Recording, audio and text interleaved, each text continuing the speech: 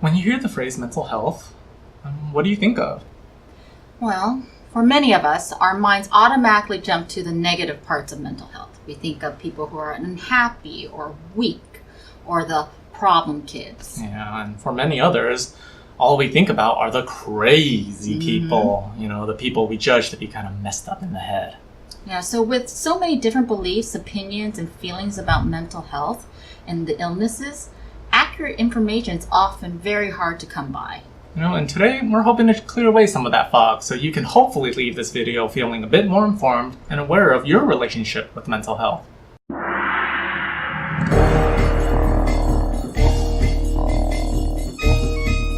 Hi, I'm Connie. And I'm Kent. Welcome to Crazy Therapeutic Asians, where we talk about mental health in the Asian American community.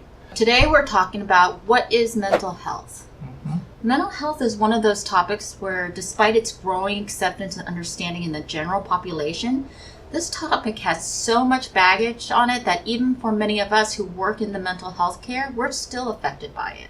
People still often say things like, "Oh my god, that's crazy," or use words such as retarded or retard in a derogatory way. People who struggle with mental health issues are often seen as sad, Stop being so sad. pathetic, Yeah, dude, just get over it. weak, God, why are you so weak? or even lazy. What a bad kid. They must have bad parents. All these negative messages that people often automatically think are taken in and believed by the person who's already feeling down. What's up with that? Why is there so much shame and hate involved for one's own mental health? Well, before we get into that, let's first define and talk about what mental health actually is. Mental health, according to the Merriam-Webster Dictionary, is the condition of being sound mentally and emotionally that is characterized by the absence of mental illness and by the adequate adjustment, especially as reflected in feeling comfortable about oneself, positive feeling about others, and the ability to meet the demands of daily life. Or alternatively, the general condition of one's mental and emotional state. For us here at Crazy Therapeutic Asians, we're going to go with a shorter and I think more accurate version of mental health. Mental health, like physical health, is a range of health. And like physical health, it can go up or down depending on what is happening in a specific situation or in a person's life in general. Just as a physically healthy person can still get sick, a mentally healthy person can still experience negative emotions. You may be wondering why we keep on relating mental and physical health. Well, that's because while there definitely are many differences, we believe that much of the misunderstanding and negative judgments about mental health comes from the way we understand how it works. Yes, when it comes to mental health and struggling with mental illnesses, place so much more emphasis on a person's ability to control the situation, when in fact it's based in biology. When someone says it's just in your head, I like to remind them what's actually in your head. Well, your brain. Issues such as low mood, impulsive behavior, anxiety are often triggered through chemical reactions that take place in the brain.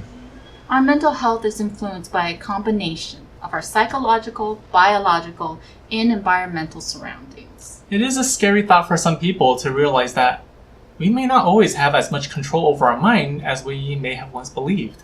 And in order to preserve that illusion, people often mock or put down others in poor mental health to assure themselves that they are normal and they have absolute control over their mind and view people who don't as insane.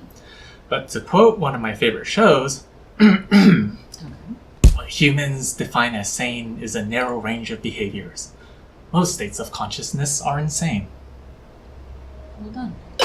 So now that we know mental health is a range of health, not just the absence of mental illness, how do we sort of make this topic less taboo and remove some of the shame? One way is you can start trying to think of mental health like physical health and start talking about physical health that way that people have been talking about mental health. Dude, you suck. Yeah, but like my arm was broken today. Like I couldn't Screw it. You suck. You do this again, you're off the team next week. Look at it. It's in a cast. The bone is healing. Dude, it's all your mind, man. You don't give me excuses. Like I'm doing everything the doctor said. Lazy. How else? Like I'm doing everything. It's just not gonna heal any faster. Weak. I think you get the idea. Yes. Effective treatment models for mental health usually involve acknowledging the psychological, biological, and environmental factors. And the cool thing is, besides medicine being your only option, Many mental illnesses can be treated through talk therapy and is often used in combination with medicine.